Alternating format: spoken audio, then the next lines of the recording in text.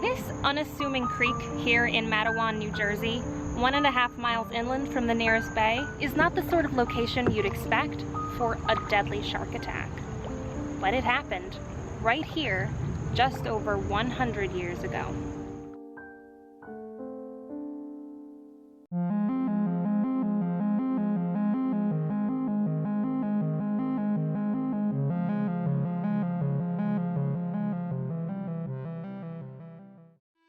The shark attacks began about 70 miles south, when on July 1st, 1916, a young man named Charles Van Sant was mauled by a shark while swimming in the ocean at Beach Haven on Long Beach Island.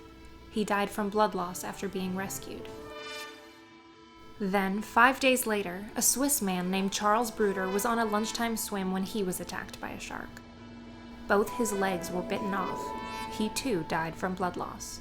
That brings us to this unlikely spot on July 12, 1916. It was a hot day, nearly 100 degrees. People wanted to escape the oppressive heat. A retired sea captain was crossing a bridge over the creek when he saw a shape, what he recognized to be a shark, about 8 feet long going upstream. He immediately raised an alarm and was initially dismissed because it didn't make sense that a shark would or could be in this area.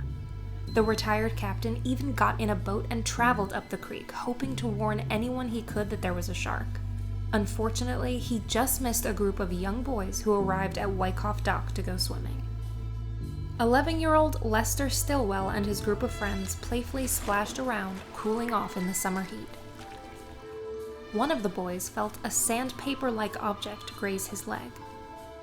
The water is so dark and muddy and murky, I can't even imagine seeing a shark through this.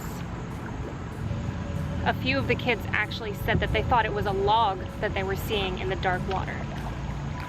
A few moments later, Lester, who was in a slightly deeper section of the creek, was attacked and dragged under the water. The boys scrambled out and ran into town screaming that a shark had attacked Lester. Townspeople started running to the creek, many of them still unable to believe that a shark attack had happened here. In fact, Lester Stillwell was prone to seizures, and some thought he had possibly had a seizure in the water. That's what a man named Stanley Fisher thought when he, along with the other townspeople, ran to the creek. Fisher jumped in the water to recover Lester's body.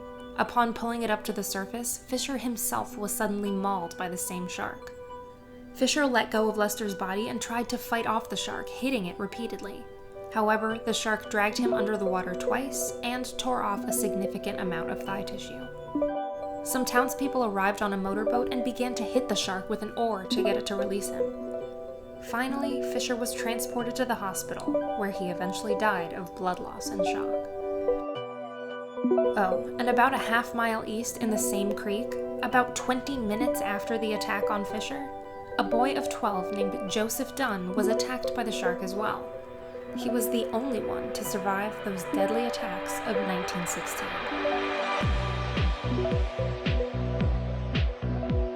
The attacks shocked the country and are often credited with spawning our century-long fascination with sharks. And what's interesting about it is that to this day, we still don't know for sure what kind of shark was responsible. In the time following the attacks, a number of different kinds of shark were blamed. Many say it must have been a bull shark, given that bull sharks can survive in fresh water. Others say Matawan Creek had a high enough salinity to support other types of shark. And some say the true culprit was a great white. Shortly after the attacks at Matawan Creek, a white shark was caught and revealed to have human remains in its stomach. But remember, this was 1916. We have no way to prove that this particular shark was responsible, whether the human remains were actually human, or the remains of these particular victims. Really, all we can do is take their word for it. Today, we are fascinated by sharks. Every time I go in the ocean, I have this fleeting thought of, I hope there are no sharks around. However, according to the International Shark Attack File, which is a database of every known shark attack, in all of 2019, worldwide, there were only 64 unprovoked shark attacks. Unprovoked here is defined as a shark basically coming out of nowhere to attack. as opposed to provoked, which involves humans deliberately interacting with sharks in some way. So that's 64 instances where a shark attacked a human unprovoked. And of those 64 unprovoked shark attacks, only 2 were fatal. Those are pretty great odds to never meet a shark on a swim in the ocean, and yet it remains a fear. There's just something about them, those terrifying teeth. And we just can't get enough, whether it's Discovery's Shark Week or watching Jaws or voluntarily swimming with sharks, which simultaneously terrifies me and yet somehow is also on my bucket list. I will say that I was rather unhappy to learn that the US leads the world in unprovoked shark attacks by quite a margin.